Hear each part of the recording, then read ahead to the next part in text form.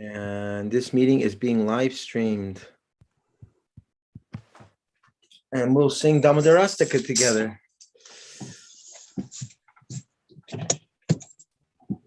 I'm going to get into a good spot here. Okay. And Jai, it's Vedavati. Wow, I'm so fortunate. Hare Krishna. Obeisance. 9 a.m. to 6 a.m. Anyway, I'll sing through this on my own because it's difficult for people to respond on Zoom to be able to time it. For everyone to be coordinated together to do a response, it's like 6 different voices going off at the same time. So I'll just go through it right now, okay? I'll just find it here. Where are you going to?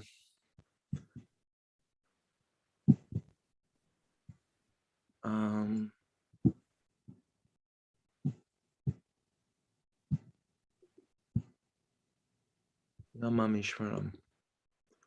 In one place, it says here, author is Vyasadeva, but if you look in the original songbook that Achyutananda Prabhu translated, compiled songs for us, it says Satyavrata Muni. So that sounds like a good question for a scholar. Who's the actual author? Vyasadeva or Satyavrata Muni?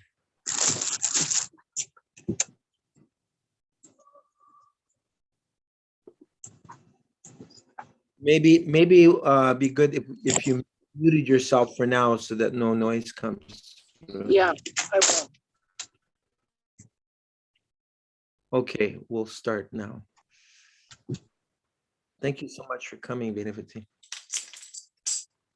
Namam Mishparam Satchidananda Rupam Lasat Kundalam Gokule Brajamanam Yashoda Viyolukaladavamanam Param Ristam Atyantato Dhrutya Gopya Sudantamuhurnetra Yugmang Mrijantam Karam Boja Yugmena Satanka Netram Muhu Shwasha Kampatrere Kanta Shtita Graivam Damodaram Bhakti Badam Iti Driksvala Lila Birananda Kunde Swagoshami Majjantam Makyapayantam Tadyeshi Tagyeshu Bhaktarjitatvam Puna Prematastang Shata Vritti Vande Param Deva Moksham Na Moksha Vadingva Nachanyang Vrenehang Vare Sharapiha Idam Teva Purnata Gopala Balam Sada Mimanasya Vairastam Kimanyai Idam Te Mukam Bojam Atyanta Nilar Ritam Kuntalai Snigdaraktais Jagopya Muhushchumbitam Bimbaraktadarang Manasya Virastam Alam Lakshalabhai Namo Deva Damodara Nanta Vishnu Prasida Prabodhuka Jalabdi Magnam Kripa Dristi Vristyati Dinang Batanu Krihane Shamamagyam Idiakshi Drishya Kuveratma Jaubadha Murtyaiva Yatvat Vaya Mochitau Bhakti Bhajau Kritau Cha Tata Prema Bhakting Swakam Me Prayacha Namokshigra Home Siddham Modareha Namaste Sudamne Spuradipti Damne Vadi Odarayata Vishvasya Damne Namo Radhikaya Tvadi Apriyai. Namo I Nanta. didn't know how to join with this. I have no sound. Hare Krishna, Hare Krishna, Krishna Krishna, Hare Hare, Hare Rama, Hare Rama, Rama Rama, Hare Hare.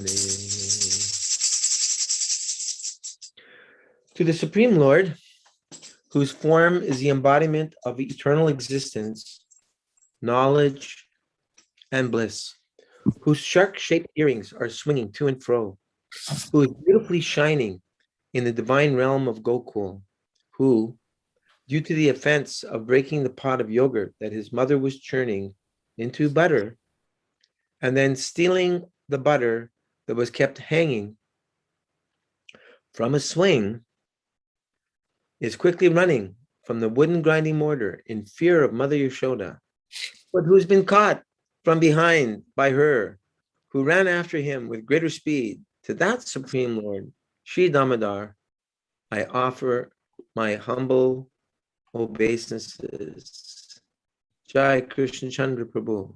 Obeisances to you. Please continue, Prabhu number 2. Oh, thank you, Prabhu. Seeing the whipping stick in his mother's hand, he is crying and rubbing his eyes again and again with his 2 lotus hands. His eyes are filled with fear, and the necklace of pearls around his neck, which is marked with 3 lines like a conch shell, is shaking because of his quick breathing due to crying. To this Supreme Lord, Sri Damodar, whose belly is bound not with ropes, but with his mother's pure love, I offer my humble obeisances. Jai Nirhari Bhavatrini and the Patni. Obeisances to you all. Could you please, Bhavatrini and Nirhari, continue with 3 and 4? Can you see it? Number 3. By such childhood pastimes. Are you unmuted? I should ask you to unmute. Okay. Because you're muted. And Bhavatrini can't figure out how to get unmuted. Okay. Then we'll just jump to Nandapatni until she can figure it out. By such childhood pastimes as this, he's drowning the inhabitants of Gokula in pools of ecstasy, and is revealing to those devotees who are absorbed in knowledge of his supreme majesty and opulence that he's only conquered by devotees whose pure love is imbued with intimacy and is free from conceptions of awe and reverence. With great love, I again offer my obeisances to Lord Damodar hundreds and thousands of times, hundreds and hundreds of times. Bhavatrini number 4, please.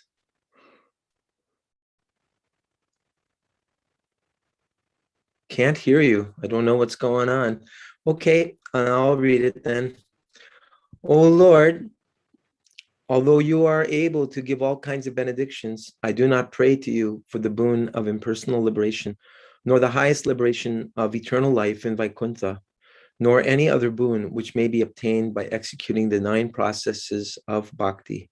O Lord, I simply wish that this form of yours as Bala Gopal in Vrindavan may ever be manifest in my heart.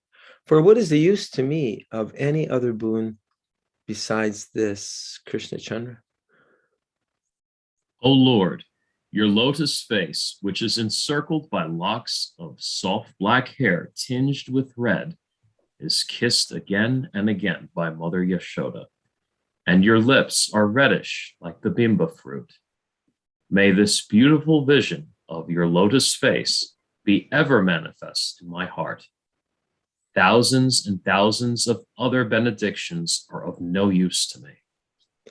Nandapatni 6. O Supreme Godhead, I offer my obeisances unto you, O Damodara, O Ananta, O Vishnu, O Master, O my Lord, be pleased upon me. by showering your glance of mercy upon me. Deliver this poor ignorant fool who is immersed in an ocean of worldly sorrows and become visible to my eyes. O Lord Damodar, just as the two sons of Kuvera, Manigriva, and Nalakuvara were delivered from the curse of Narada and made into great devotees by you in your form as a baby tied with rope to a wind grinding mortar. In the same way, please give to me your own prema bhakti. I only long for this and have no desire for any kind of liberation. Can you hear us yet? Can you hear us? Yes, Yes, now we can. Finally. O Lord Damodar, I first of all offer my obeisances to the brilliantly effulgent rope which binds your belly, and then offer my obeisances to your belly, which is the abode of the entire universe. I humbly bow down to your most beloved Srimati Radharani and offer all obeisances to you, the Supreme Lord, who displays unlimited pastimes.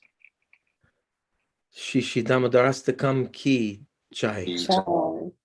Hare Krishna Prabhu's obeisances to all. Thank you for your association. So tonight we have Aghasura Lila.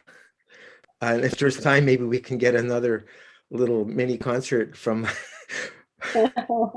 because there's a song about, no, there's not an independent song from Aghasura. It was included in the Bakasura. And Yes. okay, Aghasura. Okay. Because these chapters are pretty long. If I'm shooting for 3, just to be on the safe side, it's actually 2.5 to end up on Govardhan Lila on the day that is supposed to appear. But by doing 3 chapters, then more guarantee that we'll be there in time. So tonight we're doing Aghasura Lila. We're doing the Brahma Vimohana Lila. Yeah. And we're doing the prayers from Lord Brahma, which are quite expensive. So as they say, without further adieu. Okay, let me just look down here, find out where is Prabhupada books. Okay, and let's see can everyone see? Yeah, I just have some unfortunate news. Jagadatri and her son Raghunath are both in the hospital with COVID. And Jagadatri's already in hospice. Really? Oh. Yeah. Sorry. I know she's been struggling with health conditions for some time. Yes. She has seizures, something like that. So Is this the wife of Burijan? no, that's Jagatarini. This is Jagadatri. And she has a son named Raghunath. Okay. And, Hawaii resident for a long time. Oh, right. She was like in charge of the Bhaktin program in Los Angeles in Los Angeles for a for long years. time, actually. And she started the Friends of Lord Krishna program with what was her name? Rose Forcash. Yeah. Yeah. And I encouraged everyone to please submit their story to the Sangha, because when Ekanath Prabhu saw that I was asking the devotees, please write your story, he said, you know what, we'll create a memorial for all the Prabhupada disciples. So please She did. So I got her to do that. At first, she didn't want to write. She was like, how am I going to do that? And I said, look, just write it in installments. Just, you can save it at the top. There's a place where you can save your story, and you keep coming back each time, and you continue part 1. So she did about 12 parts to it.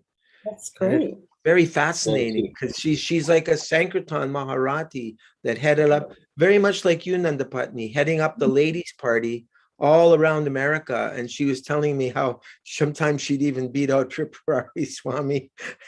And sometimes the men would cause the women to take, the second best place. We won actually Bhautrini and her. We won the entire Christmas marathon one year, the two of us.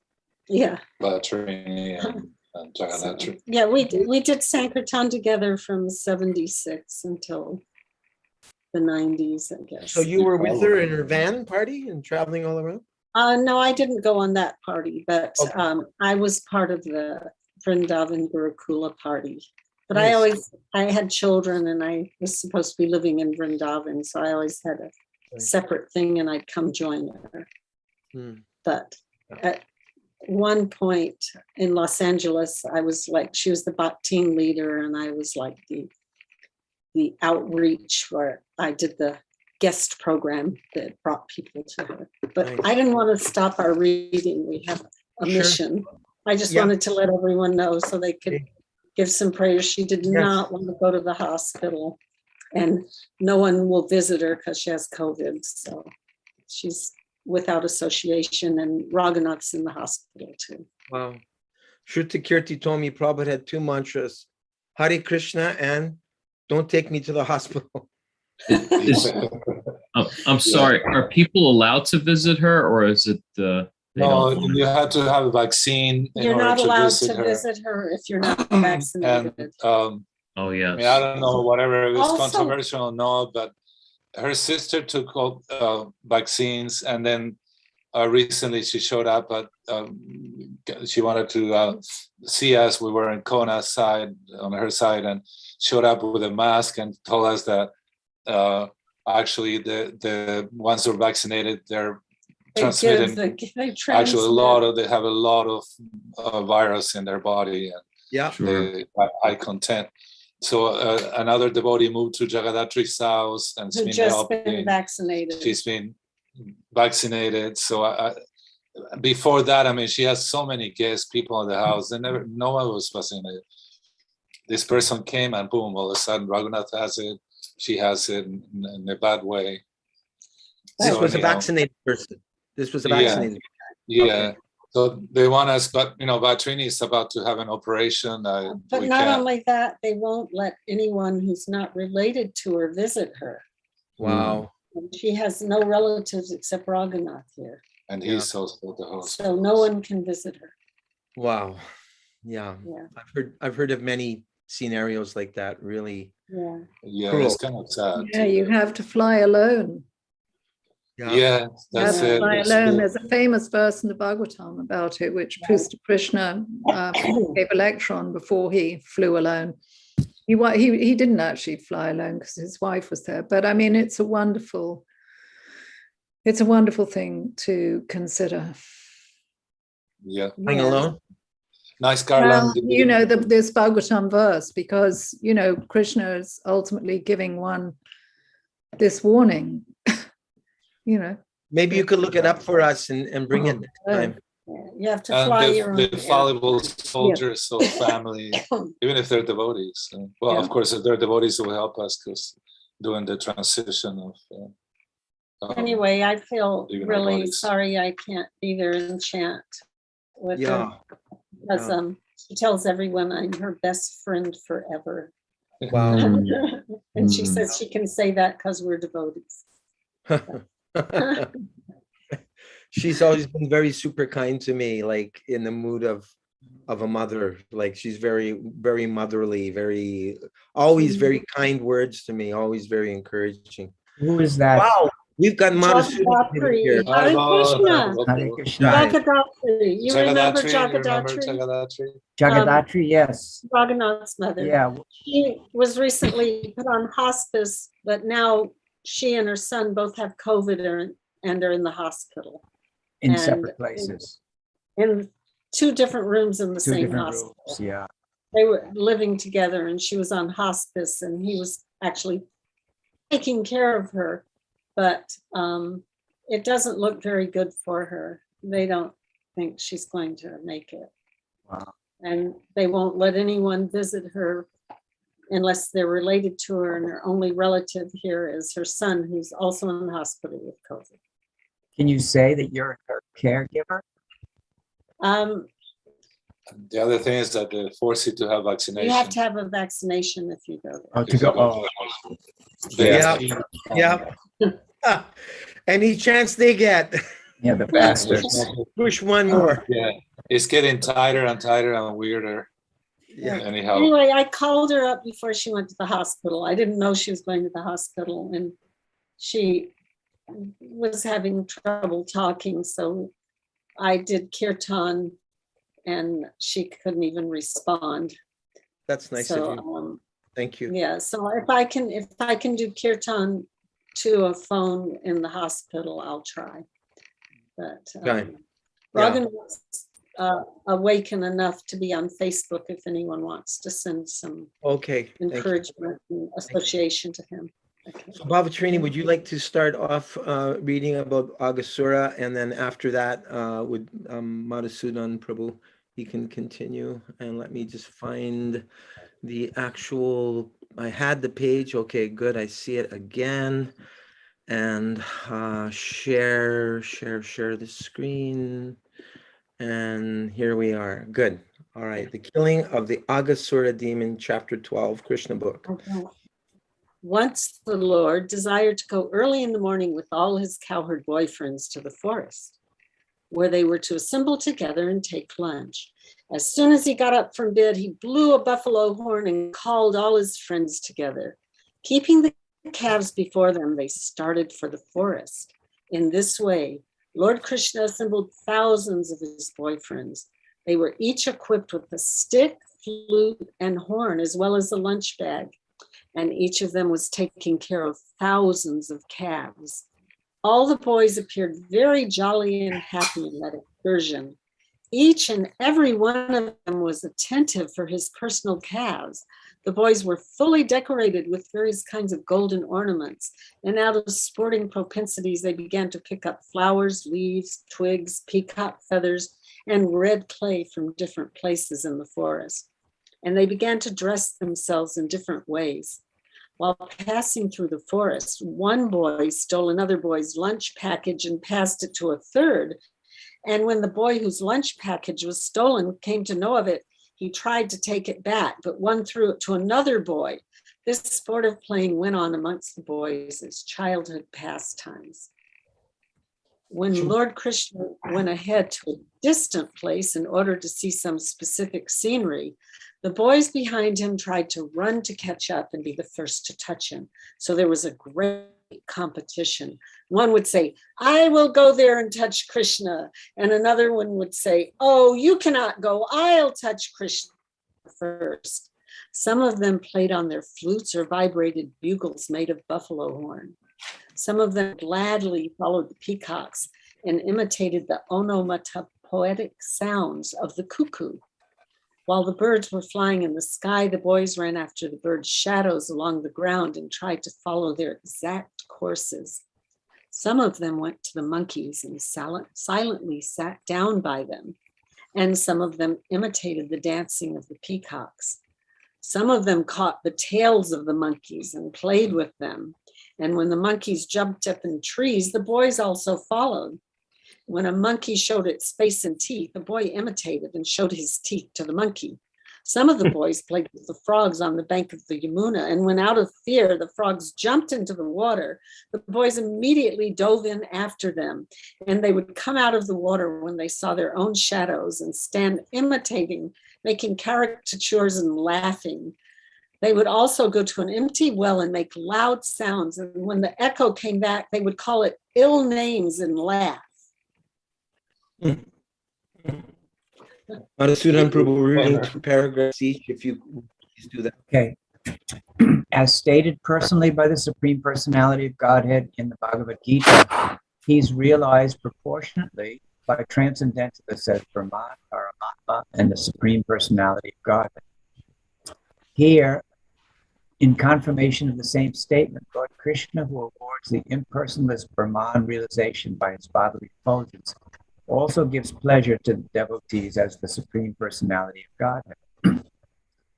Those who are under the spell of external energy, Maya, take him only as a beautiful child, yet he gave full transcendental pleasure to the cowherd boys who played with him.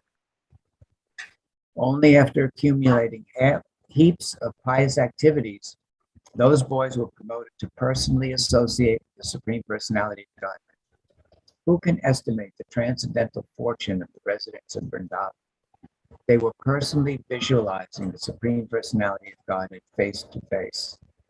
He whom many yogis cannot find even after undergoing severe austerities, although he is sitting within the heart. This is also confirmed in the Brahma Samhita. One may search for Krishna, the Supreme Personality of Godhead, through the pages of the Vedas and the Upanishads. But if one is fortunate enough to associate with a devotee, he can see the Supreme Personality of Godhead face to face. After accumulating pious activities in many previous lives, the cowherd boys were seeing Krishna face to face and playing with him as friends. They could not understand that Krishna is the Supreme Personality of Godhead, but they were playing as intimate friends with intense love for him. Has anyone else arrived? Let's see. Oh, it looks like, is that Sikarani? Yes. Oh, Jai, welcome, Sikarani. And Vedavati, are you in a stable place now that you'll be able to read after Sikarani? Or you're driving? No, I'm still driving. Thank you. Okay, Sikarani, 2 paragraphs, please. When Lord Krishna was enjoying his childhood pastimes with his boyfriends, one Aghasura demon became very impatient. He was unable to see Krishna playing, so he appeared before the boys intending to kill them all. This Aghasura was so dangerous that even the denizens of heaven were afraid of him. Although the denizens of heaven drank nectar daily to prolong their lives, they were afraid of this Aghasura and were wondering, when will the demon be killed? The denizens used to drink nectar to become immortal, but actually they were not confident of their immortality. On the other hand, the boys who were playing with Krishna had no fear of the demons. They were free of fear. Any material arrangement for protecting oneself from death is always unsure. But if one is in Krishna consciousness, then immortality is confidently assured. The demon Aghasura appeared before Krishna and his friends. Aghasura happened to be the younger brother of Putana and Bakasura, and he thought, Krishna has killed my brother and sister, now I shall kill him along with all his friends and calves. Aghasura was instigated by Kamsa, so he had come with the determination. Aghasura also began to think that when he would offer grains and water in memory of his brother and kill Krishna and all the cowherd boys, then automatically all the inhabitants of Vrindavana would die. Generally, for the householders, the children are the life and breath force.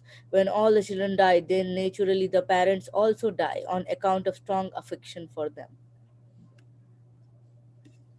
You know, Aghasura. I always thought, how could devotees not see what is going on? And in one sense, it's hard to believe that so much nefarious activities is going on. But we hear that even in the higher planets, Prabhupada describes the demigods and the demons would fight. Sometimes the demons would win, and that demigods were really worried. So I think that this is not a story. These are not stories, not mythology. This actually happens. So I think it's Krishna's arrangement that we have faced that there's such demoniac people going on that they're performing this horrible pandemic, and the devotees of all people should readily be able to believe that this is going on. If you think from a material point of view, you think, oh, come on, how could this happen? But if you think from the spiritual point of view, that there are demons, and they are big, big demons. Why not? So, but some devotees just can't believe it. But as Govinda Dasi was saying in her talk with Namras recently, just to paraphrase her, not even a blade of grass moves without a will of the Lord, that this is all being orchestrated by the demigods, by Krishna. One devotee said to me, Mahaprabhu is doing his Maha cleanup. So it's difficult to understand how the Lord is working, how the demigods are working, but somehow or other, this must be being ordained by the Lord. Because we know that not a blade of grass moves without Krishna's sanction. But non-devotees will think, oh, how could Krishna do this then? How could God do this? They always take that angle, so to not believe in God. So they'll say it like that. But we know, since we know that Krishna exists, that not a blade that this is all going on with his sanction. Not that he wants it, not that he enjoys it, but there's reason behind it. Thank you. Krishna Chandra, would you like to continue? Yes, if I could say something. Yeah. Okay. No, in this thing, today we're reading the Srimad Bhagavatam verse. I read it several times the last few days to digest, and it's actually Arjuna telling his brother Yudhishthira, who's an emperor now, and he's coming back from Dwarka and from a failed attempt to protect the queens of Dwarka. But also he's, in this particular verse, he's saying, I have power. So we had so much power. My power was so that I was able to fight with the Nandakana forest of the heavenly planets was set on fire.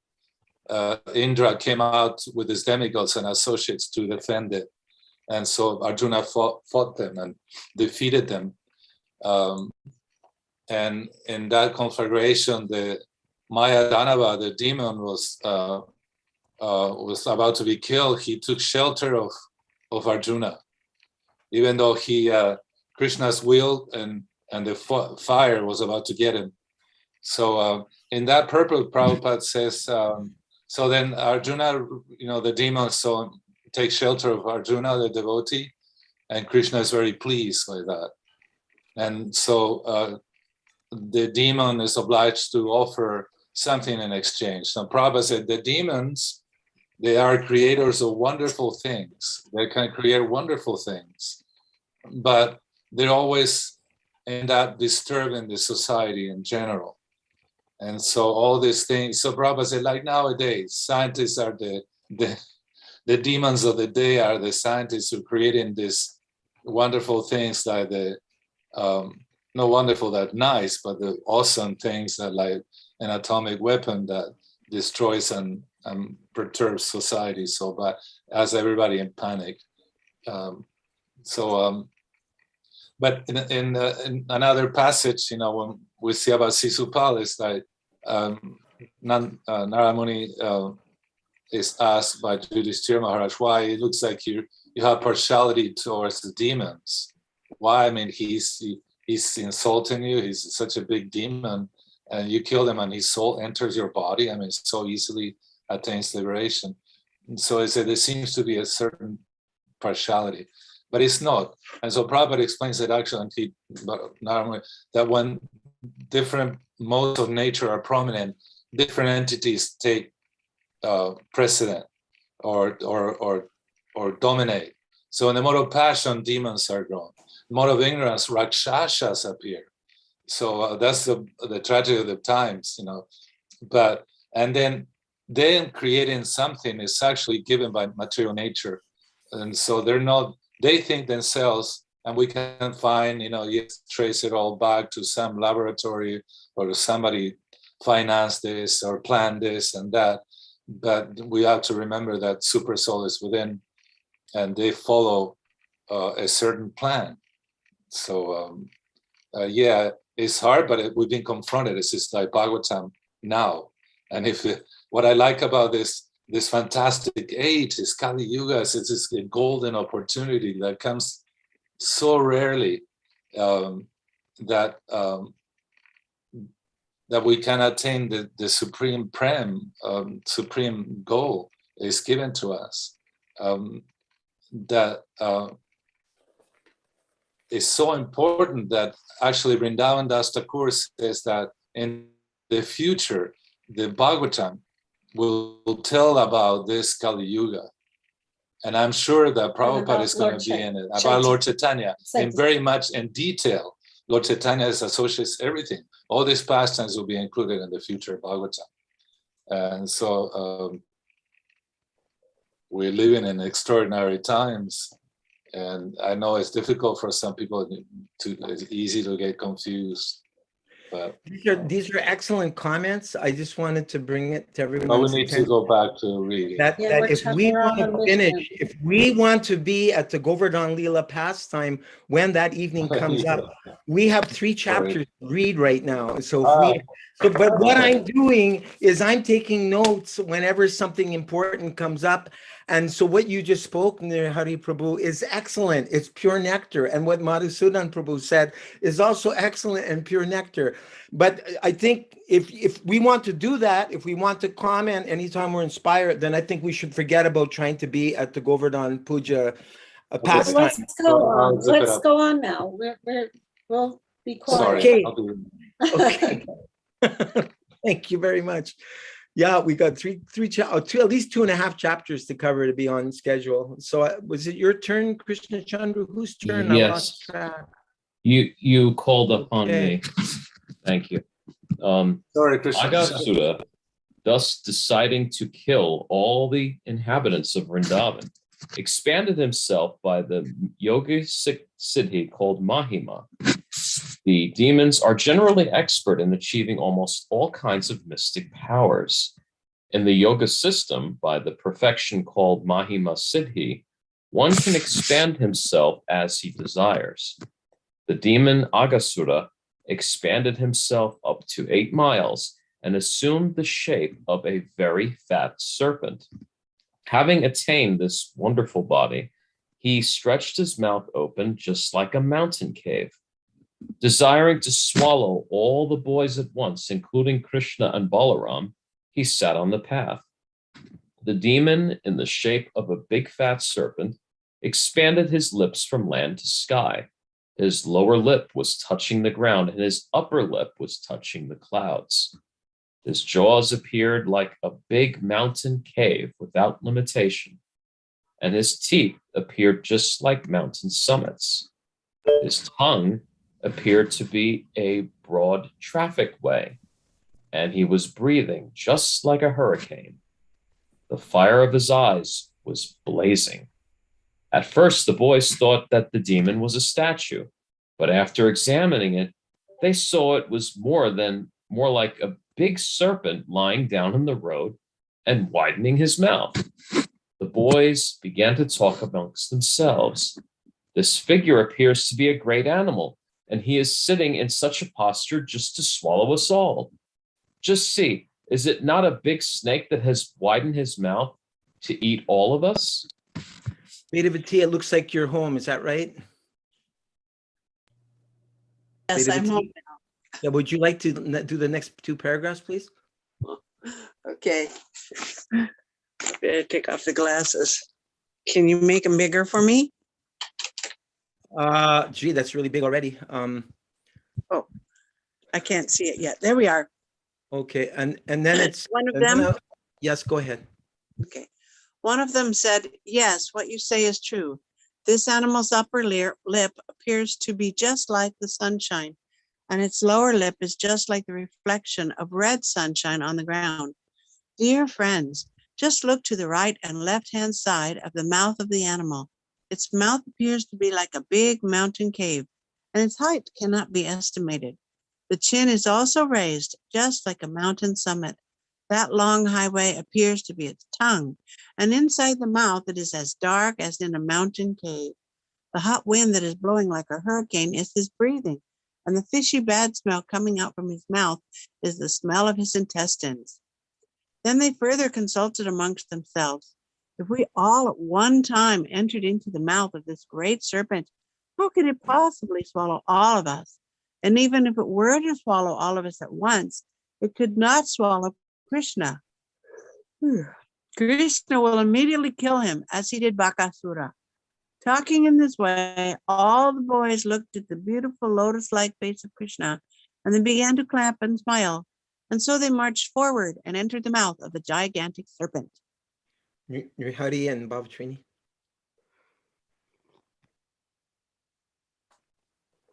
Meanwhile, Krishna, who is the super soul within everyone's heart, could understand that the big statuesque figure was a demon. While he was planning how to stop the destruction of his intimate friends, all of the boys, along with their cows and calves, enter the mouth of the serpent. But Krishna did not enter.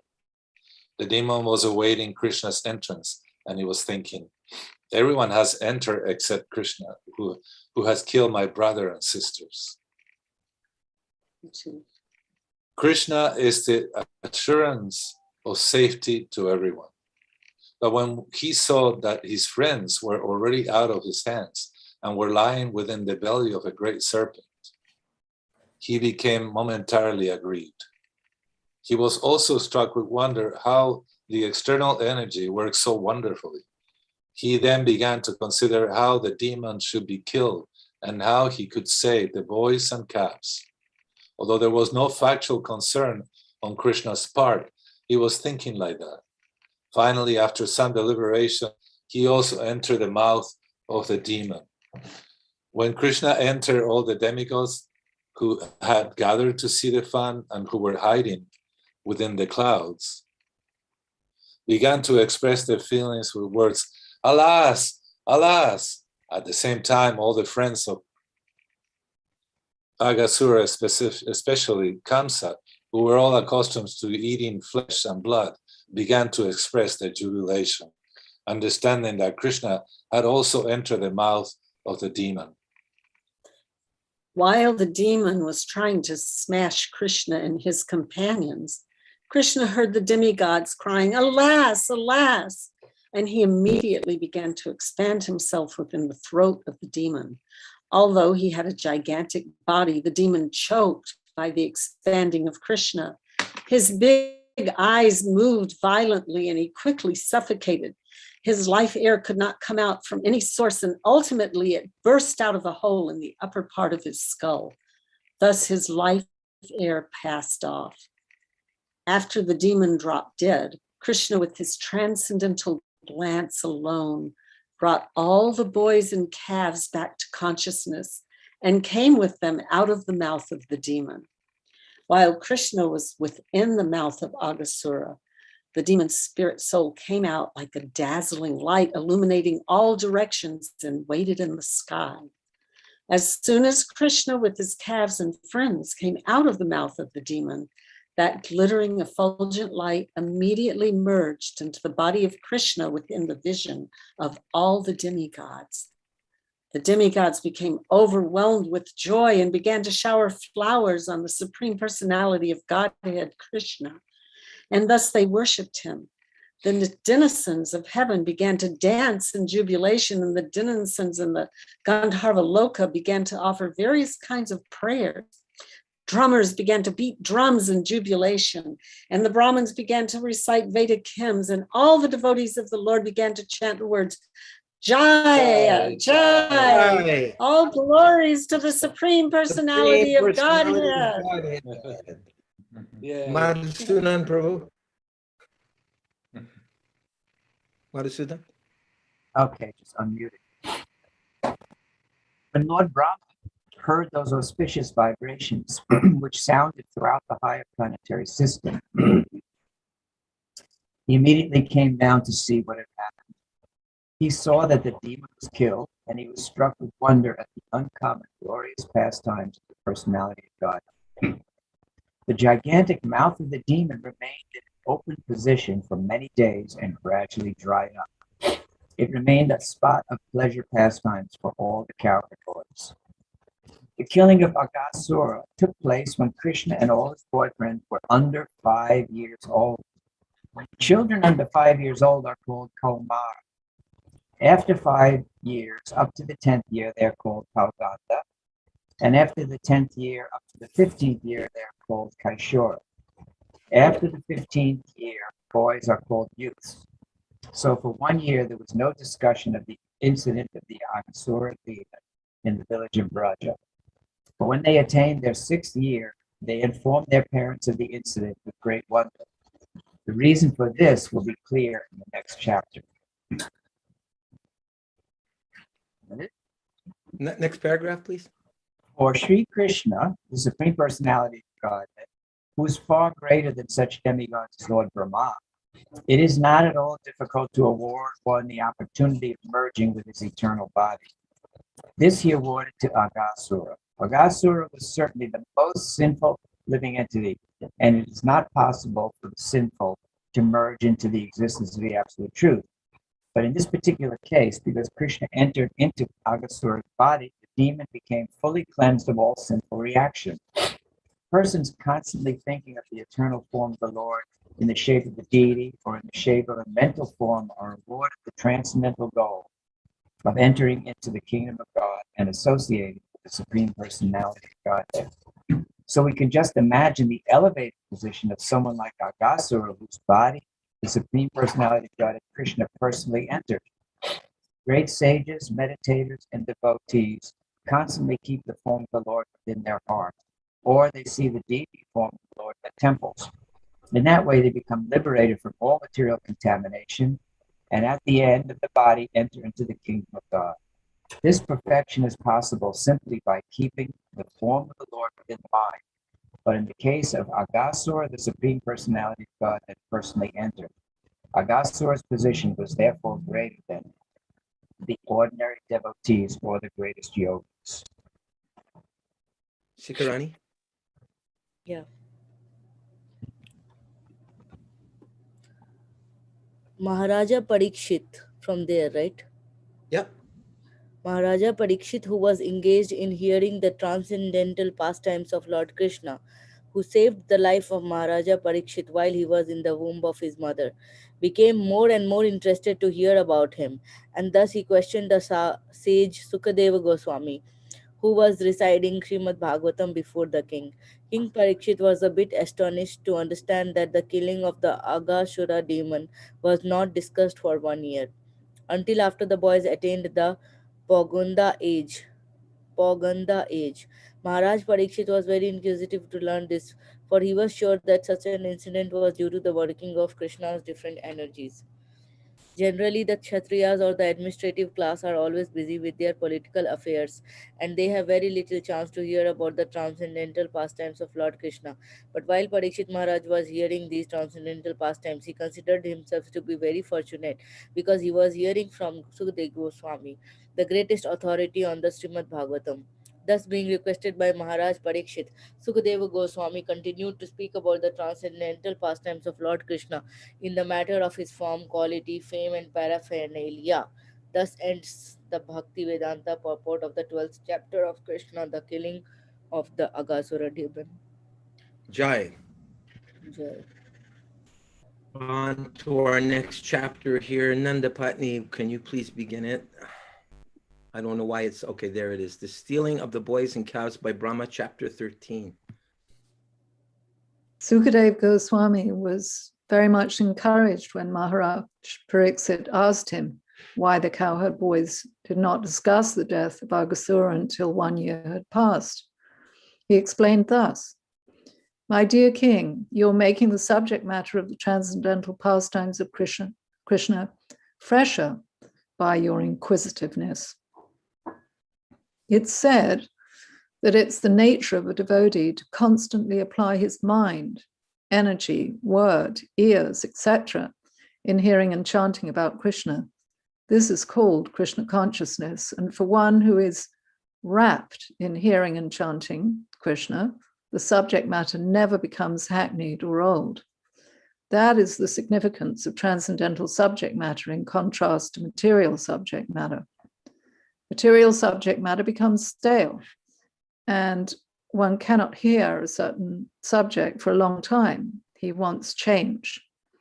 But as far as transcendental subject matter is concerned, it's called, does someone want to tempt? Nitya Nava Nava Yamana.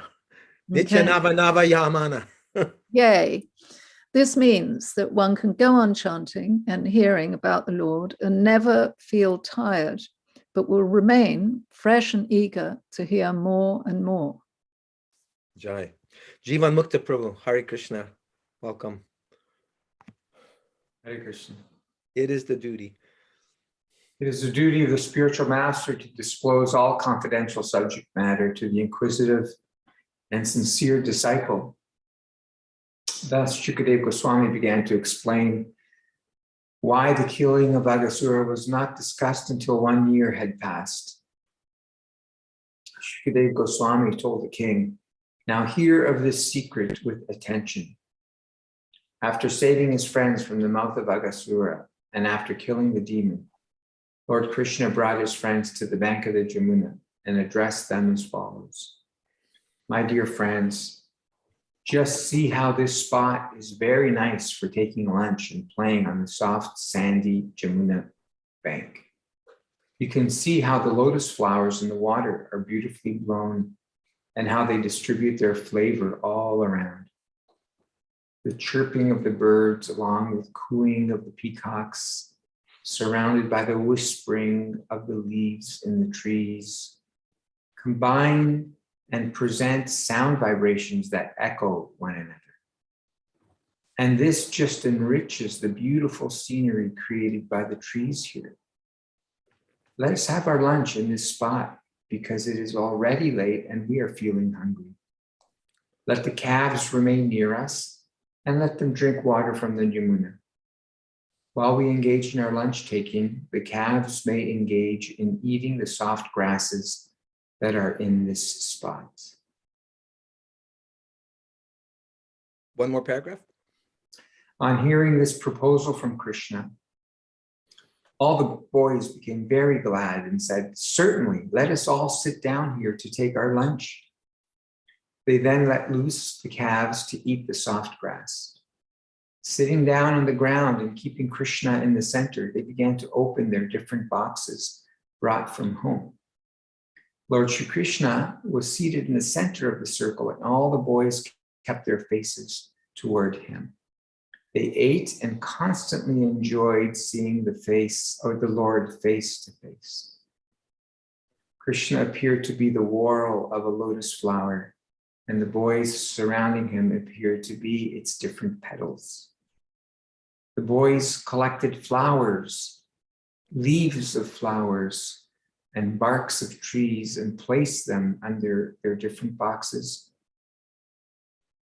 And thus they began to eat their lunch, keeping company with Krishna. While taking lunch, each boy began to manifest different kinds of relations with Krishna, and they enjoyed each other's company with joking words. While thus enjoying lunch with his friends, Lord Krishna's flute was pushed within the belt of his cloth, and his bugle and cane were pushed in on the left-hand side of his cloth. He was holding a clump of foodstuff prepared with yogurt, butter, rice, and pieces of fruit salad in his left palm, which could be seen through his petal-like finger joints. The Supreme Personality of Godhead, who accepts the results of all great sacrifices, was laughing and joking, enjoying lunch with his friends in Vrindavan, and thus the scene was being observed by the demigods from heaven. As for the boys, they were simply enjoying transcendental bliss in the company of the Supreme Personality of Godhead. Jai. Wow. Just that's just so beautiful. Srila Prabhupada takes us right to the bank of the Jamuna with the coward. My God, could you imagine? Do we realize? I wish I could realize the fortune that has been provided to us, that we can catch a glimpse of what the Supreme Personality of Godhead is doing, what he does. At that time, the calves that were pasturing nearby entered into the deep forest, allured by new grasses, and gradually went out of sight. When the boys saw that the calves were not nearby, they became afraid for their safety, and they immediately cried out, "Krishna! Krishna is the killer of fear personified. Everyone is afraid of fear personified, but fear personified is afraid of Krishna. By crying out the word Krishna, the boys at once transcended the fearful situation.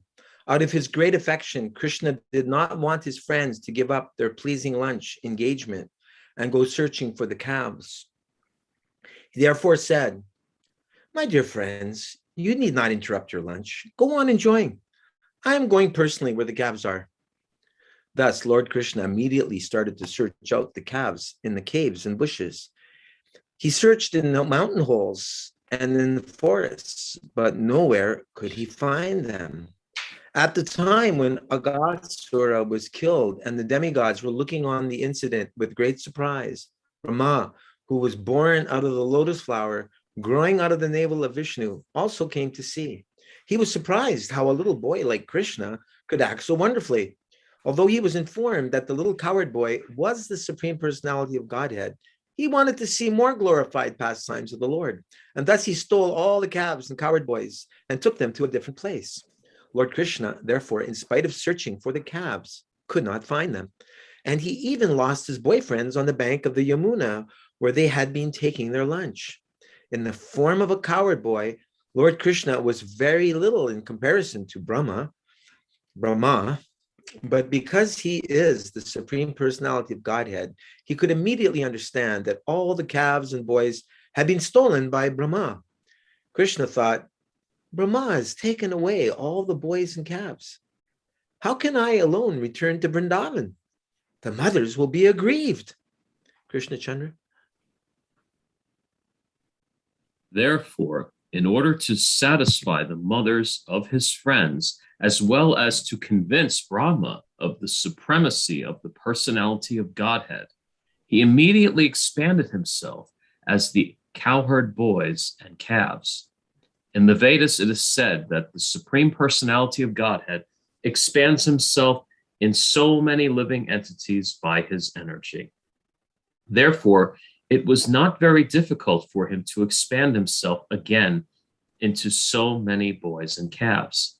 He expanded himself to become exactly like the boys, who were of all different features, facial and bodily construction, and who were different in their clothing and ornaments and in their behavior and personal activities. In other words, everyone has different tastes. Being individual soul, each person has entirely different activities and behavior. Yet Krishna exactly expanded himself into all the different positions of the individual boys. He also became the calves, who were also of different sizes, colors, activities, etc. This was possible because everything is an expansion of Krishna's energy. In the Vishnu Purana, it is said, Parasya Brahmanaha Shakti. Whatever we actually see in the cosmic manifestation, be it matter or the activities of the living entities, it is simply an expansion of the energies of the Lord, as heat and light are the different expansions of fire. Thus, expanding himself as the boys and calves in their individual capacities, and surrounded by such expansions of himself, Krishna entered the village of Vrindavan. The residents had no knowledge of what had happened. After entering the village, Vrindavan, all the calves entered their respective cowsheds, and the boys also went to their respective mothers and homes. Nandapatni then Madhusudan Prabhu. The mothers of the boys heard the vibration of their flutes before their entrance, and to receive them, they came out of their homes and embraced them. And out of maternal affection, milk was flowing from their breasts, and they allowed the boys to drink it. However, their offering was not exactly to their boys, but to the Supreme Personality of Godhead, who had expanded himself into such boys. This was another chance for all the mothers of Vrindavan to feed the Supreme Personality of Godhead with their own milk. Therefore, Lord Krishna gave not only Yashoda the chance of feeding him, but this time he gave the chance to all the elderly gopis. All the boys began to deal with their mothers as usual, and the mothers also, on the approach of evening, began to bathe their respective children, decorate them with tilak and ornaments, and give them necessary food after the day's labor. The cows also, who were away in the pasturing ground, returned in the evening and began to call their respective calves. The calves immediately came to their mothers, and the mothers began to lick the bodies of the calves. These relations between the cows and the gopis with their calves and the boys remained unchanged, although actually the original calves and boys were not there. Actually, the cows' affection for their calves and the elderly gopis' affection for the boys causelessly increased. Their affection increased naturally, even though the calves and the boys were not their offspring. Although the cows and the elderly gopis of Vrindavan had great affection for Krishna than for their own offspring, after this incident, their affection for their offspring increased exactly as it did for Krishna. For 1 year continuously, Krishna himself expanded as the calves and the cowherd boys and was present in the pasturing ground. Madhusudan, Prabhu. As it is stated in Bhagavad Gita, Krishna's expansion is situated in everyone's heart as the supersoul. Similarly, instead of expanding himself as the supersoul, he expanded himself as a portion of calves and cowherd boys for 1 continuous year. One day when Krishna, along with Balaram, was maintaining the calves in the forest, they saw some cows grazing on the top of Govardhan Hill.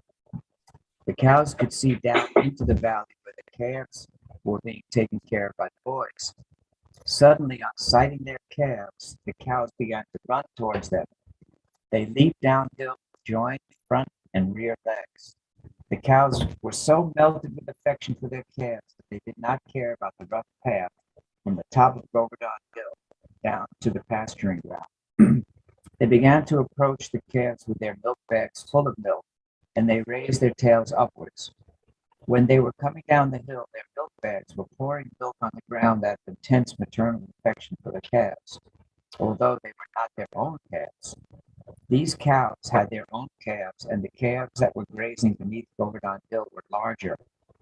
They were not expected to drink milk directly from the milk bag, but were satisfied with the grass. Yet all the cows came immediately and began to lick their bodies, and the calves also began to suck milk from the milk bags. There appeared to be a great bondage of affection between the cows and calves. Sikarani's next. When the cows were running down from the top of Govardhan Hill, the men who were taking care of them tried to stop them. Elderly cows are taken care of by the men, and the calves are taken care of by the boys. And as far as possible, the calves are kept separate from the cows so that the calves do not drink all the available milk. Therefore, the men who were taking care of the cows on the top of Govardhan Hill tried to stop them, but they failed. Baffled by their failure, they were feeling ashamed and angry. They were very unhappy, but when they came down and saw their children taking care of the calves, they all of a sudden became very affectionate towards the children. It was very astonishing. Although the men came down disappointed, baffled, and angry, as soon as they saw their own children, their hearts melted with great affection. At once, their anger, dissatisfaction, and unhappiness disappeared. They began to show paternal love for the children, and with great affection, they lifted them in their arms and embraced them. They began to smell their children's heads and enjoy their company with great happiness.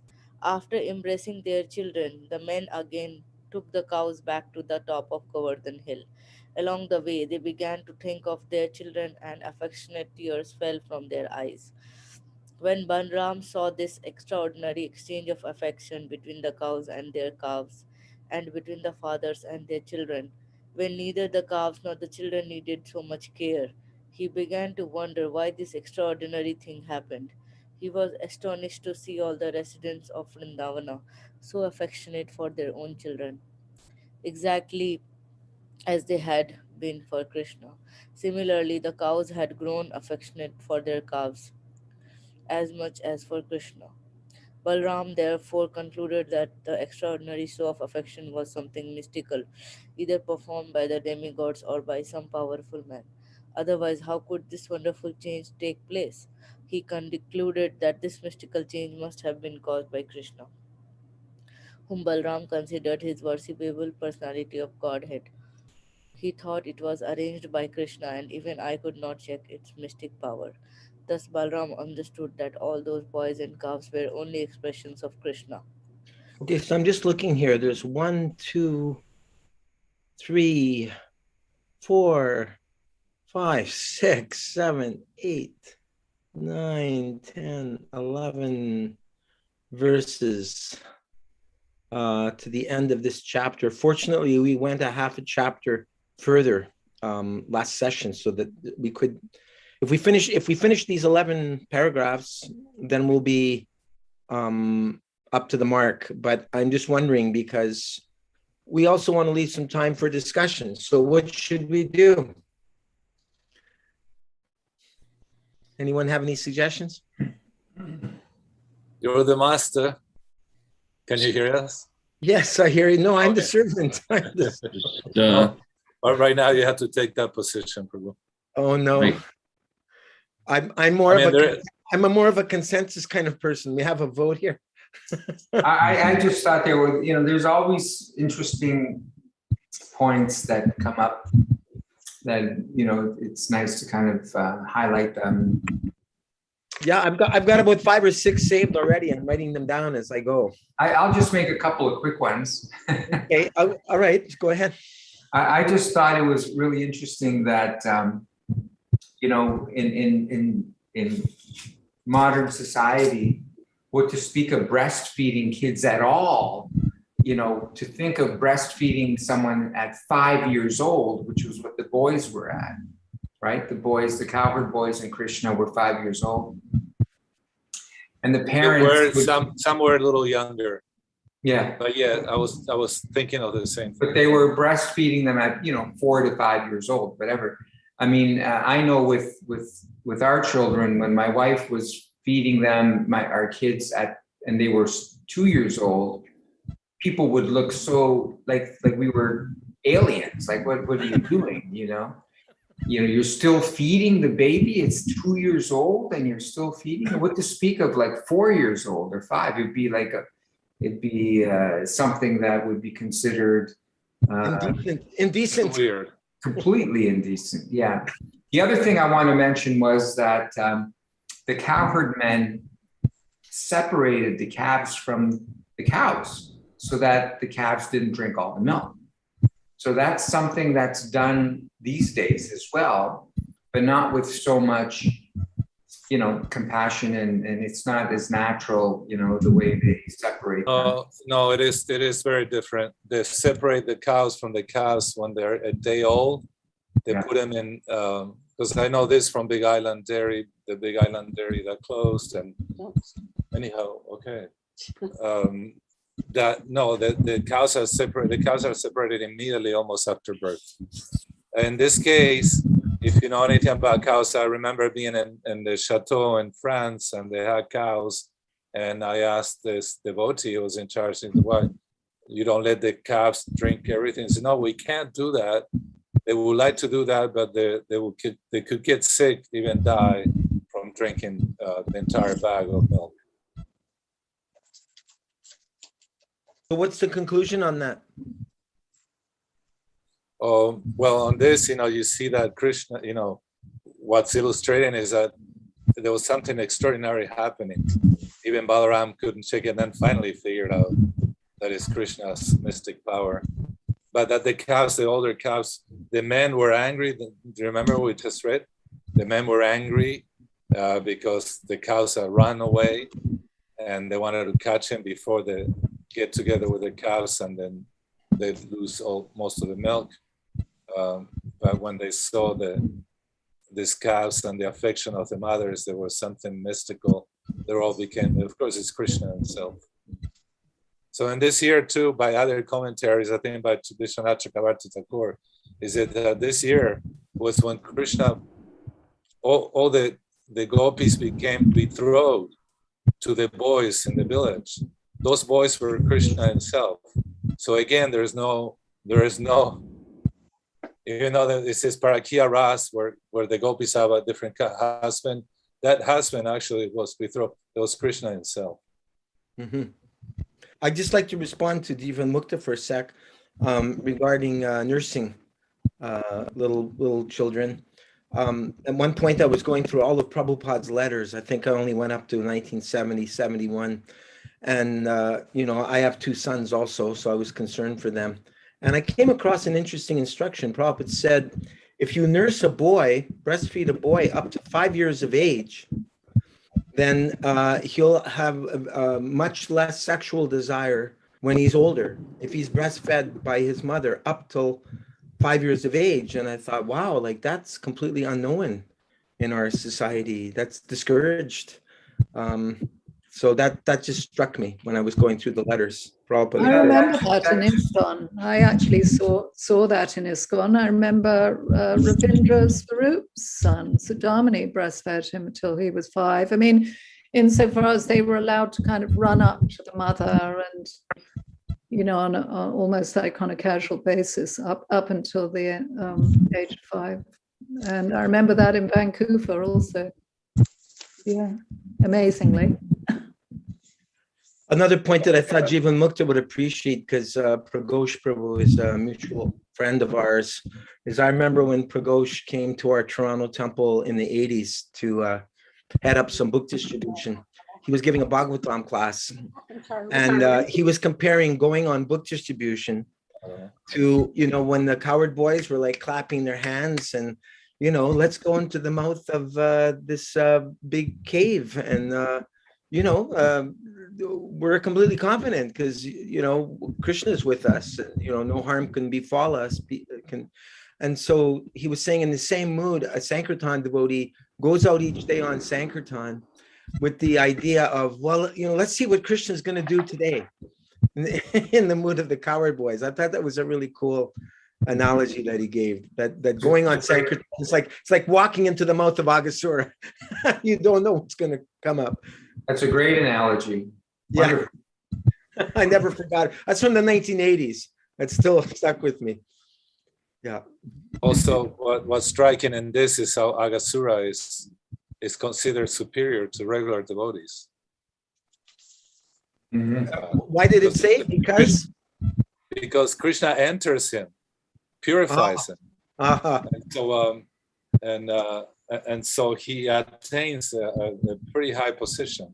And also I remember Jivan Mukta commenting on, yes, I'm trying with my imagination seeing these things. And then later on, I read a commentary by different acharyas on it's okay, it's fine to imagine this when we hear it from like Prabhupada in this instance, we hear it from the pure devotee. So to use the imagination in this case is fine. It's that when we chant the Gayatri mantra, some acharyas will give you a meditation that goes with it. Krishna is doing this, or Radha is doing this with Krishna.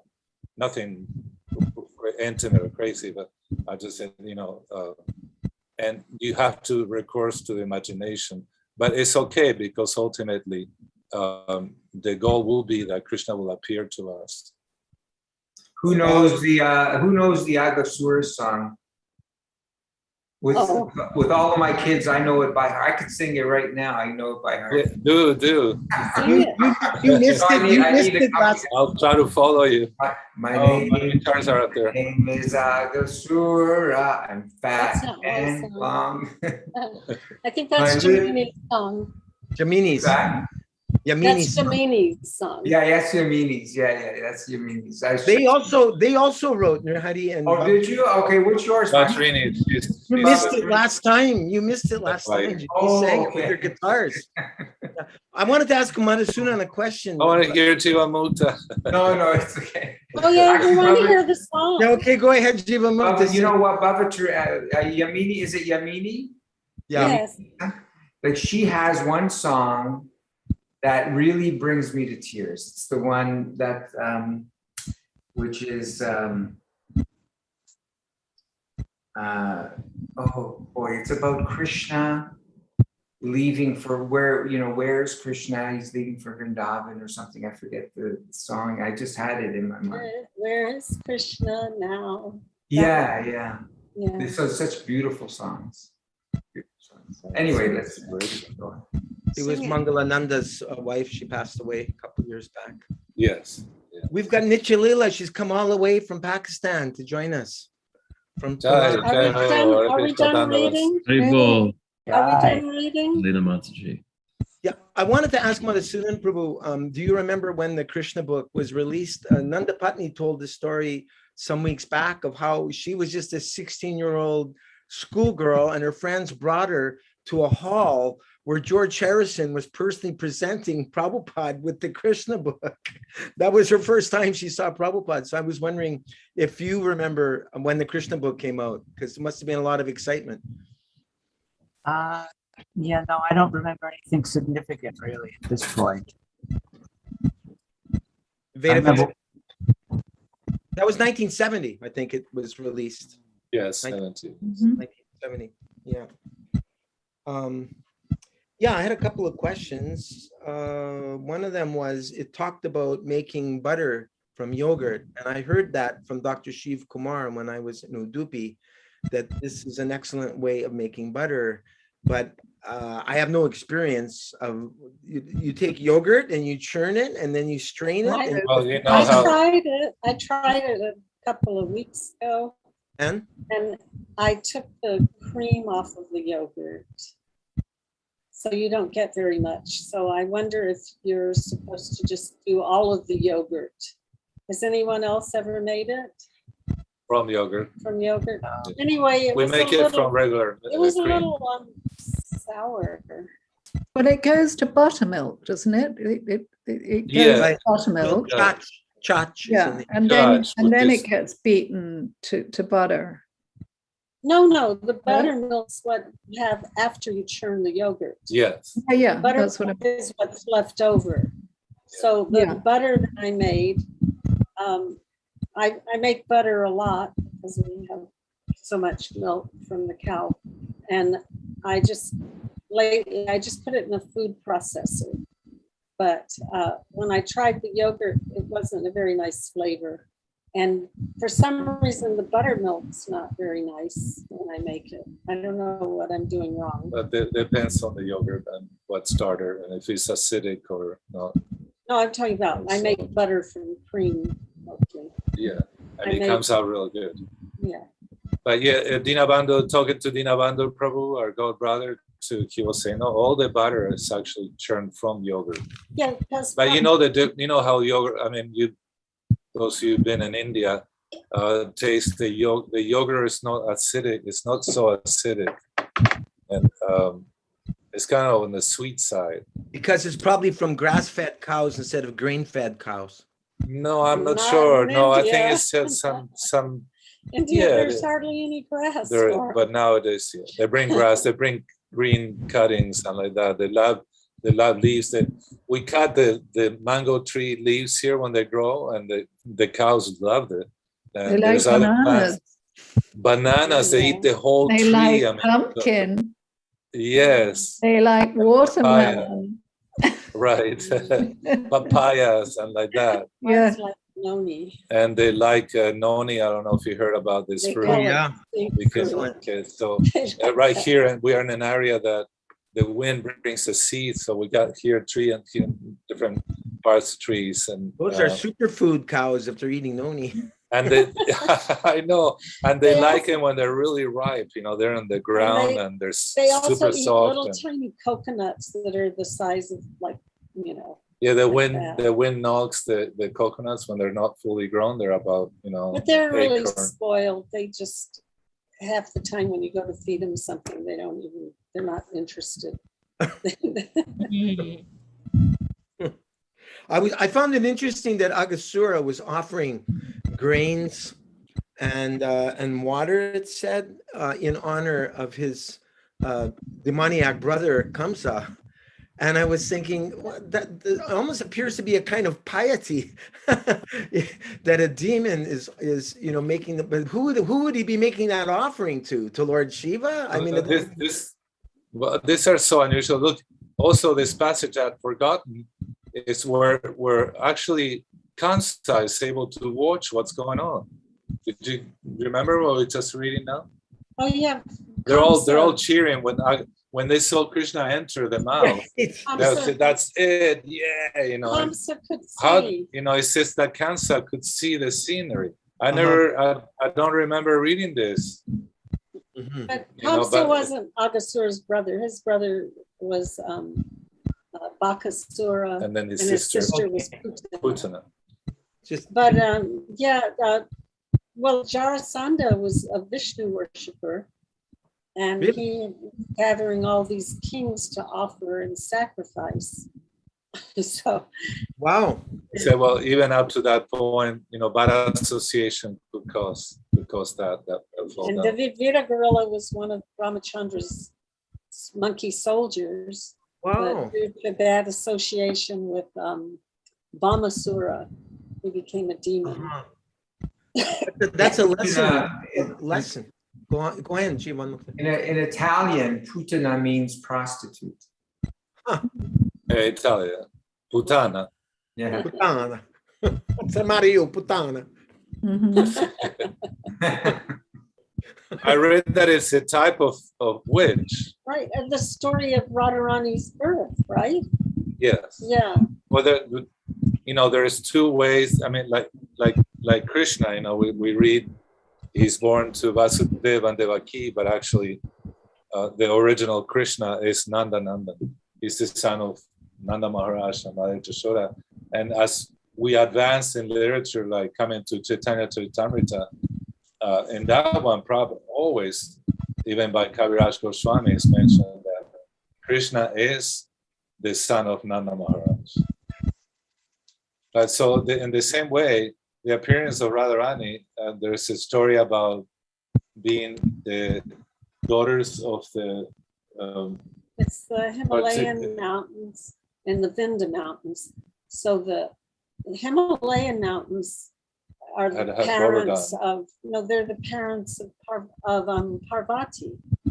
She's sometimes called Himavati after Sati burns herself up. And so the Vinda mountains were jealous, and they wanted a son-in-law more powerful and more wonderful than Shiva, because Shiva was their son-in-law. So they wanted to have a daughter that would be married to someone greater than Lord Shiva.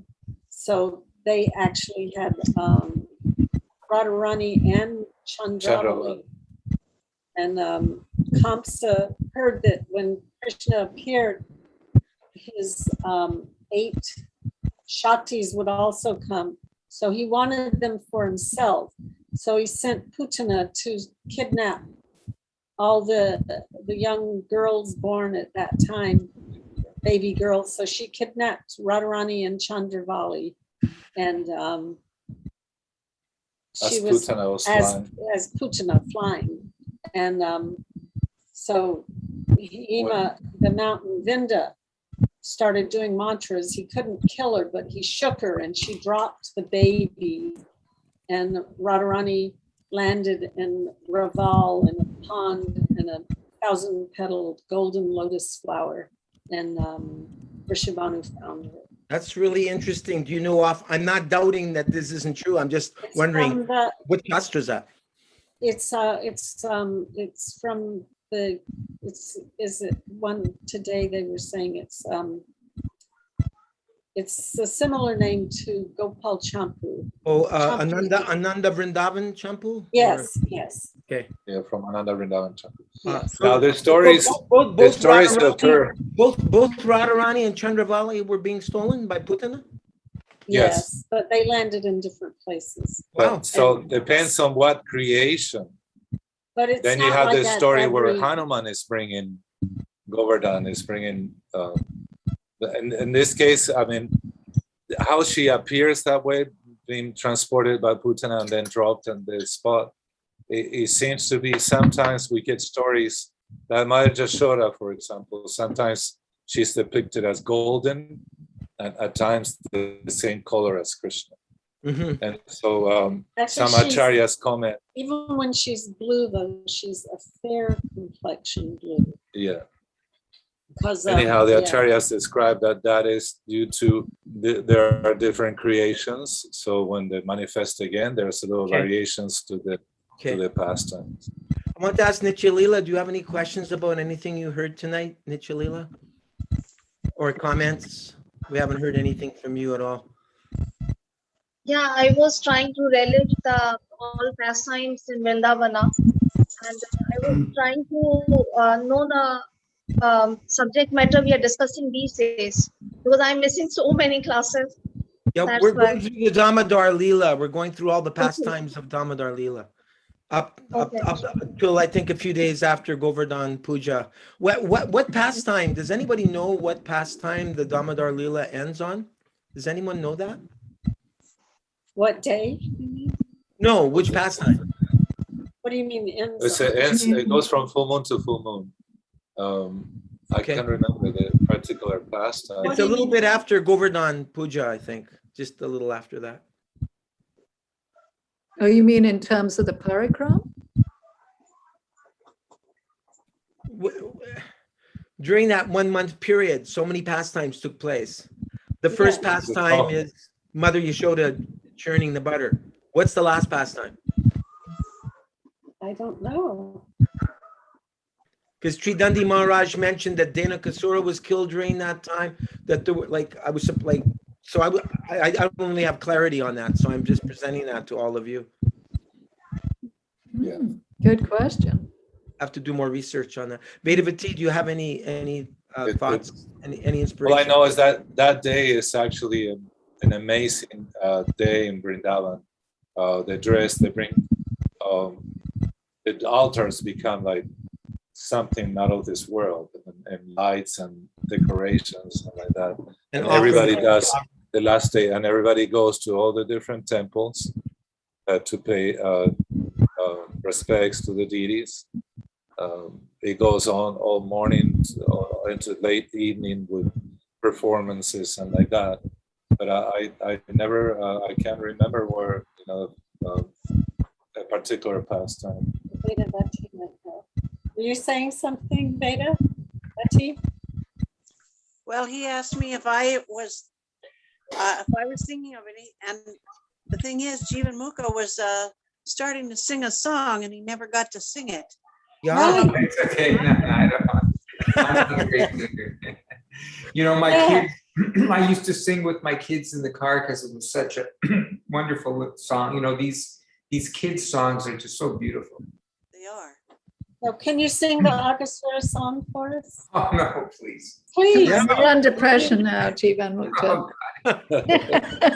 Just pretend you're in the car Yeah, with Okay, you have to During join me, though. Gurukula. I'm going to try to remember it all.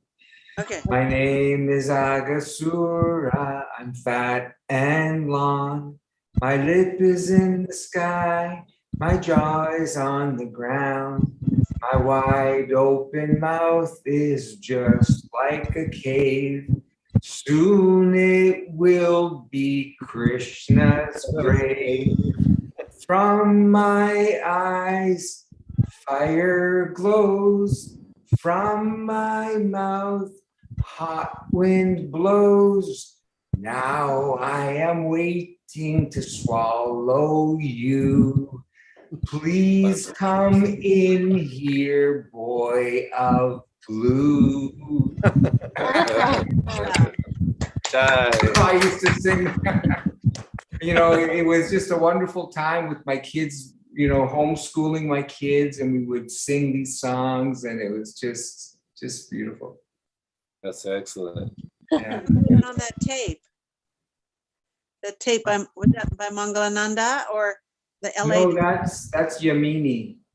I think Mother Yamini, she passed away actually recently. Well, about 2-3 years ago. She probably recorded those in New Vrindavan. That's where she was, I think. Yeah, her recordings before she married Mangalananda were done at New Vrindavan. I've got them somewhere. Anyway, we still have 11 paragraphs. I guess we'll finish it next time. Just see the power of devotional service. Here's this Mataji, very humble Mataji, and all of you as well, and Mother Bhavatarini, the service that you do, the service that you have performed has affected so many devotees. Like, it's so ingrained in their memory of their Krishna consciousness that you have no idea the value of what you have performed. We're all so indebted to wonderful devotees like yourselves. Yes, indeed. Thank you. I'll second that emotion. Yay. Right. All the puppet shows and the songs, and we say they're for kids, but actually, Krishna's pastimes are all children's pastimes. Yeah. Krishna's a little boy. He's playing like a little boy. Yeah, in the future, we all be little boys or little girls. Boys and little girls. Mhm. I mean, and this, when we attain our goal. Well, one day we were traveling throughout India with Bhavatarini, and it was 86, I think. And we go to Madras, and we have with us her songbooks. And this businessman approached us. He was curious to see what we're doing there in Madras. And anyhow, conversation, and he said, "Oh, please sell me this. I want to buy this book because I'm so busy all the time, but I want to keep in touch with the pastime. So this book will be perfect, And she said, "Well, they're for children." I said, "No, these are the pastimes. So these are perfect for me. Even if they're like, small songs format, it's not the whole entire Krishna book." He said, I don't have time. I'm a businessman, but I travel all the time, so I can take this. He was so happy. Nice. He was so thankful to Bhavatarini. It was really amazing to see. The other story too, I was in Vrindavan. I arrived there with my sister and father, and this mother and little boy, they heard that I was married to Bhavatarini, and the boy was so enthralled. So, "You're married to Bhavatarini?" And they said, "Oh, we sing." And I said, "Oh, yes. And what's your favorite song?" Immediately I said, "Divida the Gorilla." I said, "Can you play it for me?" Yes. The gorilla. Very rock and roll. So that's everybody was saying, "Oh my God." Bhavatarini's heavy metal Krishna song. Yeah, and this is a little boy. He's like 4 years old. So you think, oh, he'll like, I don't know, some soft. No? He wanted Divila the Gorilla. That was his favorite song. That was the spirit, I was given so much facility by all the devotees. It was really so Teamwork. kind, and it was teamwork too. That it was something that was really wanted, and the devotees were so helpful and kind and enthusiastic. Actually, it was really a lot of fun. Mangalananda and Uttama Shloka and all the people that did like bands and records, they all wanted to be part of the children's Nice songs. My thought is that these songs by you folks and Yamini and whoever else comes to mind, they need to be Huh? Migrakshi. Or Mrigakshi, yes. They need to be preserved because a lot of even the present generation, second generation, third generation of devotees, they don't know these songs. They don't even know they exist. Yeah, when we could, I mean, we help as much as we could, but being, not with the backing of a big society with lots of money. I mean, we did what we could, but yeah, we could still do. There's a lot of material too. I mean, she has so many songs. We had songs.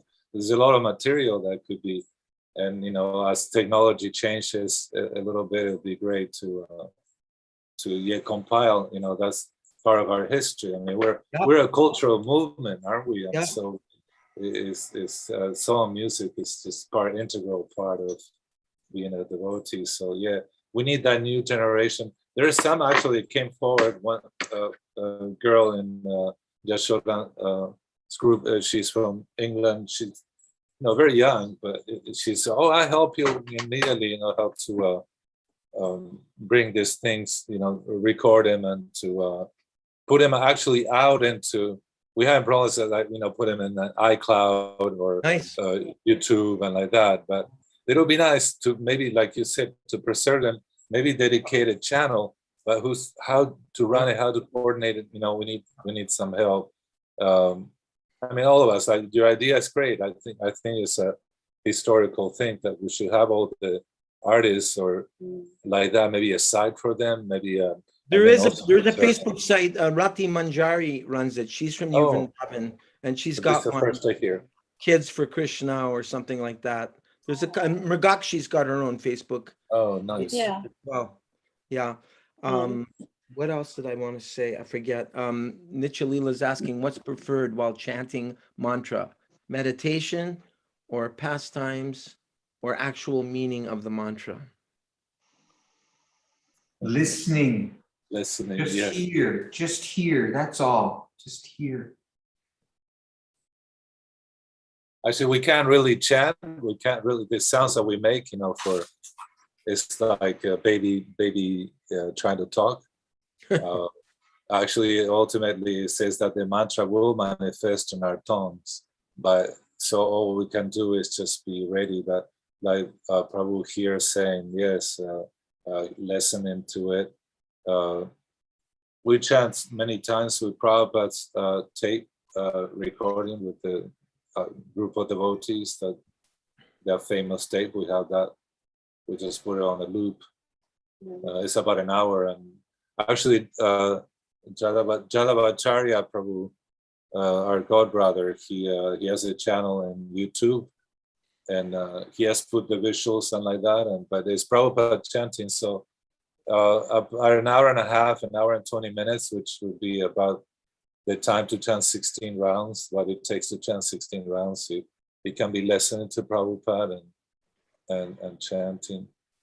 A lot of devotees have done workshops, but I find Aniruddha Prabhu's book, How to Attain God in This Very Lifetime, to be wonderful for meditating on chanting. Never heard of that book. Is that the Aniruddha president in Australia? No, he's a disciple of Daita Madhava Maharaj. Oh. He's 90 years old or something like that. He lives in Virat in India. And he chants.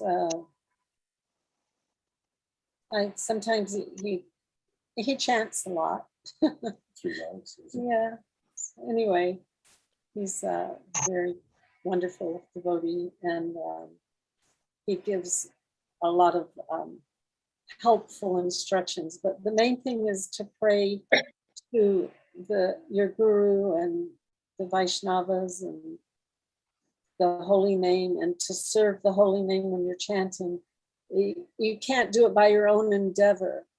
So it's from mercy. So you just pray to the holy name, please let me serve you. And Damodara, he wrote a book on mantra meditation, and he has it divided down, and one of them is just listen.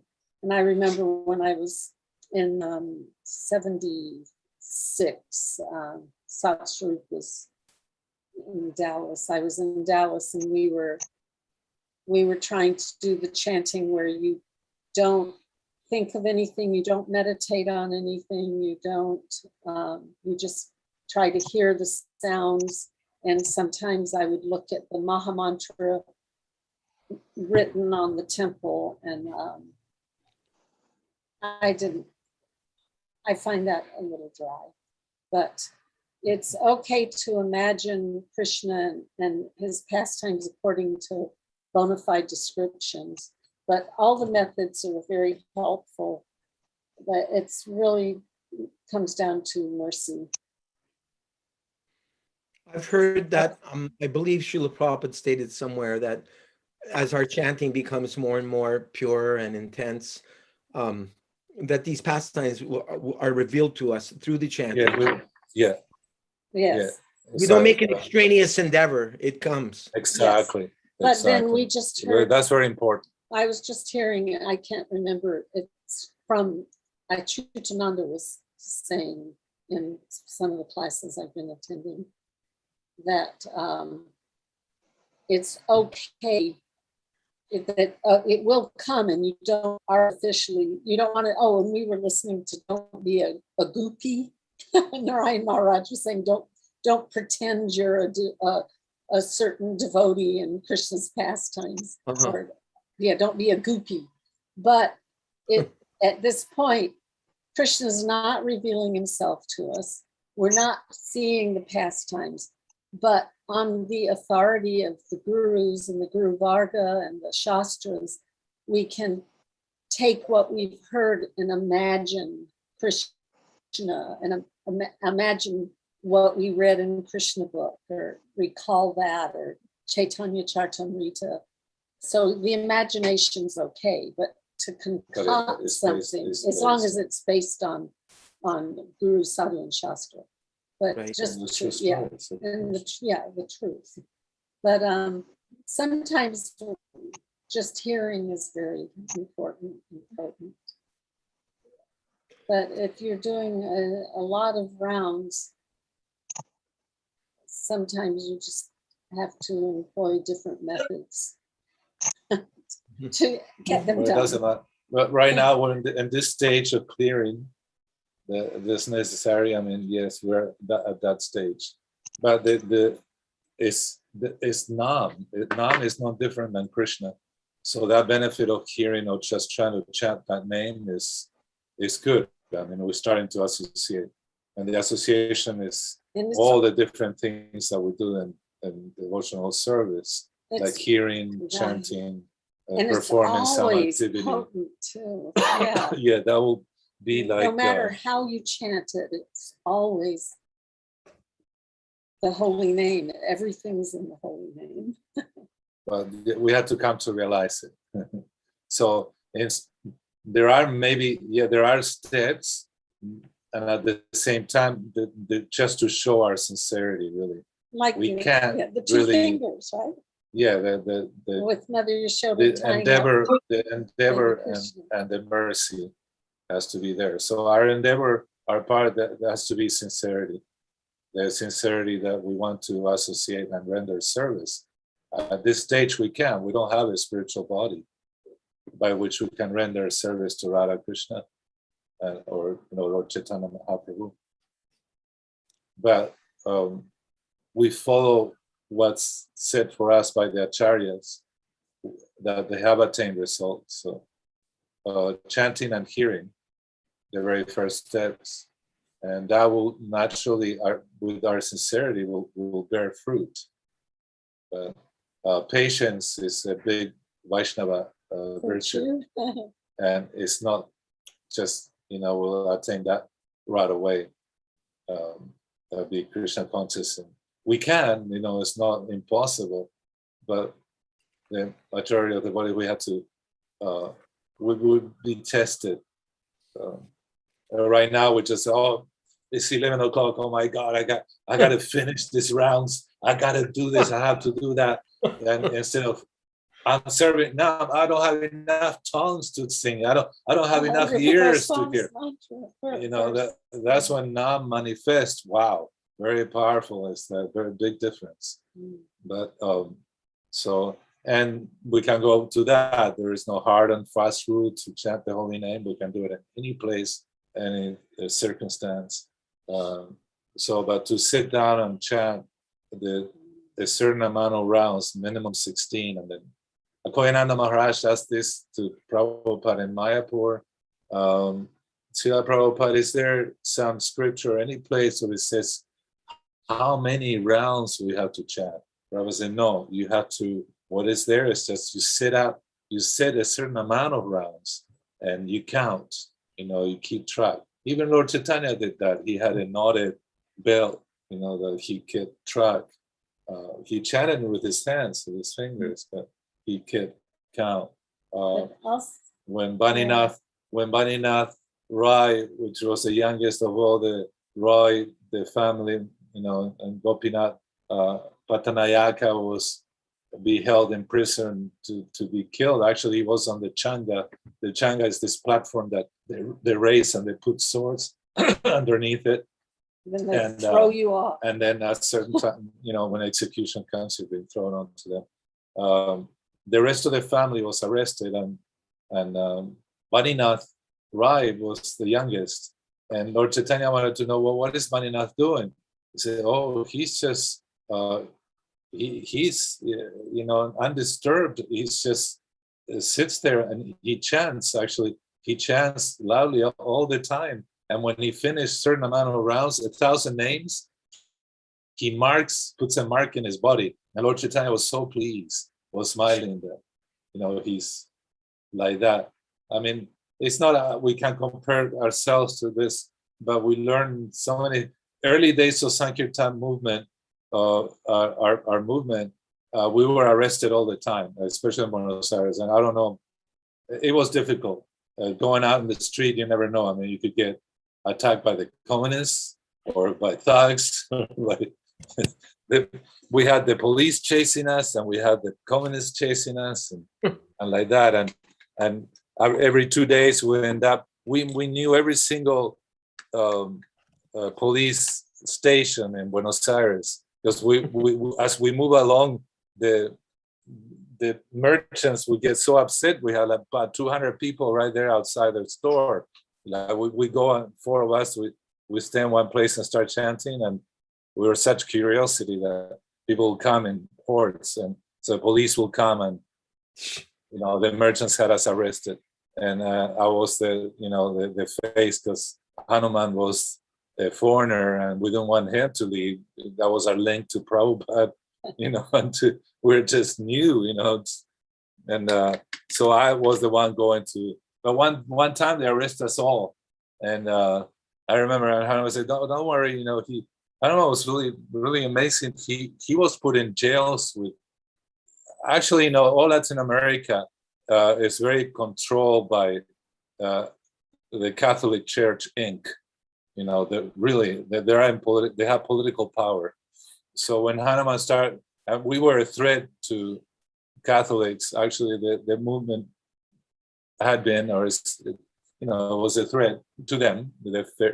So anyhow, Hanuman was put in the worst jail, where the murderers go to, in Nicaragua, and he had all of them chanting and asking him questions, and and he's showing them how to chant.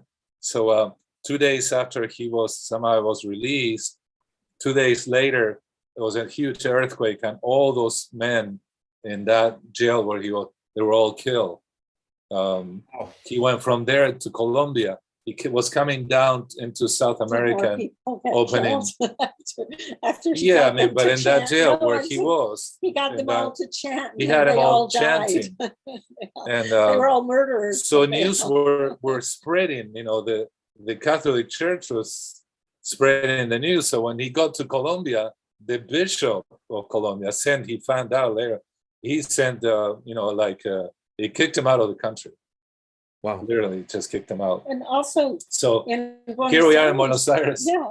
In Buenos Aires, one time he got with all of us. There was no time. Usually we had it all planned. I will walk towards the police and talk to them. while Hanuman would do the escape, and back, merge into the crowd and disappear, go back to the temple. But this time they figured it out. So it surrounded us and grabbed us. And we went to jail. And we were there, and they finally put the chief of police, or some of the officers there. They put us all in a big cell, and I was like, "Don't worry, Krishna." He was really, showed us how to have faith, be surrendered to Krishna, to Prabhupada, that it will protect us. And so he said, "Look," so he ripped the edge of his dhoti and made 108 knots. Because they took our beads, they took our neck beads, anything that, they were like mean. And so we start chanting loud. And I said, if you don't stop chanting, we're going to throw boiling water on you. Wow. And so we started chanting. What? That's what they said to us. I never heard that. But to us too. To us too. So anyhow, Trini is so upset because that happened to her, but it did happen to us. They threatened us.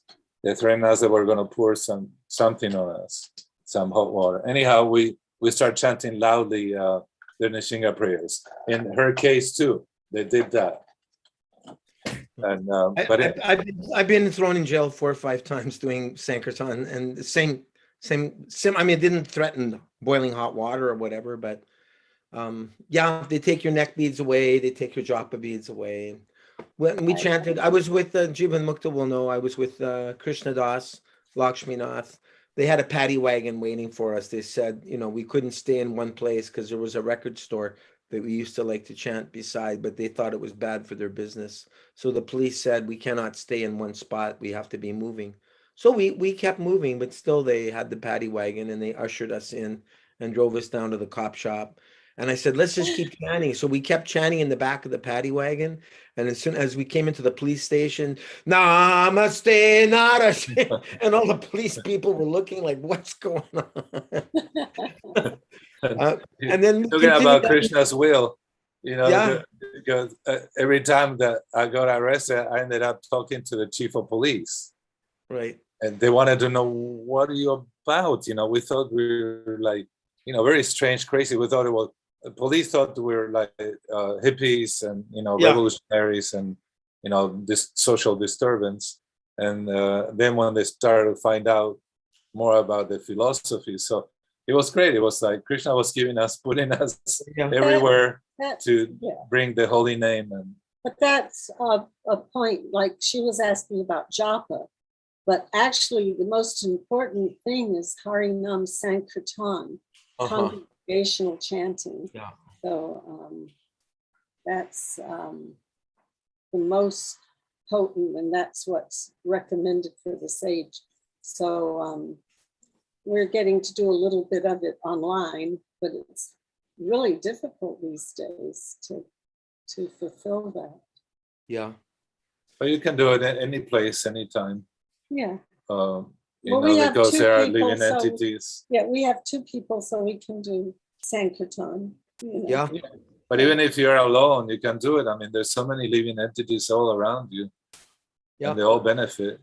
Yeah. Remember, I mean, Madhusudan, you might have been there. I don't know if he's still here. It's the second avenue, second temple. He's gone. And Prabhupada speaks about Harinam. Goloke Premadana Harinam Sankirtan. He quotes Narottam Das Thakur. But he said, don't worry, that people don't come or they don't stop. He said, that shouldn't be our worry. We're not, there to be. He said, we'll create a congenial process, a congenial atmosphere for the peace and, prosperity of society. But Rani's going now, and I know Nanda Putney's probably left a long time ago, and it's almost going on to 10 o'clock here for me. So we'll continue on Wednesday. Thank you so much. Thank you. Panchakalpa Trubhyascha Kripa Sindhubhya Evacha Patitanang Pavnibhyo Vaishnavibhyo Namo Namaha Srila Prabhupada Ki Jai Nitai Gaur Haribol. Is Linda there? Krishna Chandra? Is your mother there? Yes, she's here, but I think she's sleeping. Oh, okay. Thank you for asking about her. I do appreciate that. Well, tell her hello for us.